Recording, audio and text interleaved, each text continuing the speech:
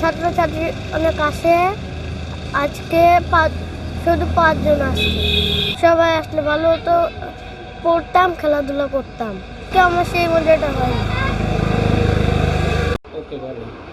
অন্যদিন আমাদের ক্লাসরুম ভর্তি থাকে।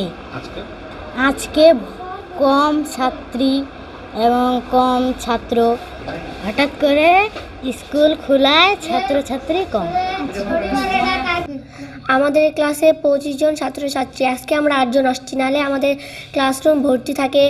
আজকে প্রথম শনিবার, অনেকজনই জানে না, তাই আমরা অনেক কম আসছি। সবাই আসলে আমরা মজা করে খেলতাম, পড়তাম। অন্যদিন ক্লাসরুম ভর্তি থাকতো, আজকে হঠাৎ শনিবার খুলে দেওয়ার জন্য অনেক বন্ধু বান্ধবী আসে নাই। সবাই আসলে ভালো হইতো। আজকে প্রথম শনিবার, তাই স্কুলে শিক্ষার্থীরা একটু কম। বৃহস্পতিবার দিন আমরা বলেছি তাদেরকে আসতে, কিন্তু সবাই আসলে আসেনি। হ্যাঁ, এখানে এটা প্রত্যন্ত অঞ্চল, অভিভাবকদের সচেতনতা কম, এজন্যই হয়তোবা আসেনি, কিন্তু আমরা চেষ্টা করছি তাদেরকে আনার। অবশ্যই তারা আসবে। মানে সরকারের 10 শনিবার স্কুল খোলা রাখার কার্যক্রমের মধ্যে আজ প্রথম শনিবার। তো আমরা বলেছি, গত বৃহস্পতিবার আমরা বলেছি শিশুদেরকে, তো ওরা আমাদের গ্রাম এলাকা আর পাশাপাশি আমাদের হাই স্কুল আর কলেজ অ্যাটাচ আমাদের প্রাইমারি স্কুলটা। এই কারণে দেখা যাচ্ছে যে ওদের বন্ধ থাকার কারণে আমাদের স্টুডেন্টরাও অনুপস্থিত আছে, তবে তুলনামূলক আর কি উপস্থিতিটা কম।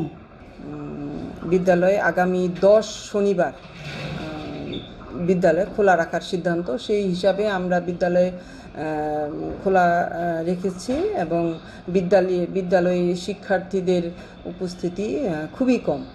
তাদের মধ্যে একটা দীর্ঘদিনের একটা যে শনিবার বন্ধ থাকে, তো এখন খোলা, অনেকে হয়তো করতে পারে যে আগের মতোই এইভাবে ওরা ওই গুরুত্ব সহকারে বিষয়টাকে নেয় নাই। তো যাই হোক, আমাদের কাছে তো অবশ্যই শিক্ষার্থীদের শিক্ষণ ঘাটতি পূরণে আমরা শিক্ষক মণ্ডলী যারা আমরা আছি, আমরা তো অবশ্যই এটা একটা চেষ্টা করি, এটাই তো।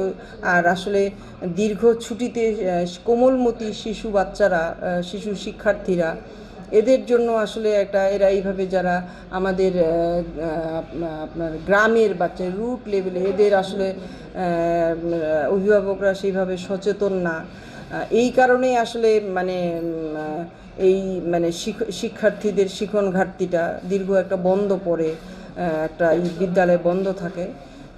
এইটাই তো আমরা এখন চালাচ্ছি, সরকারের একটা সিদ্ধান্ত, আমাদেরকে তো মানতেই হয়। যাই হোক, আমরা চালাচ্ছি আমাদের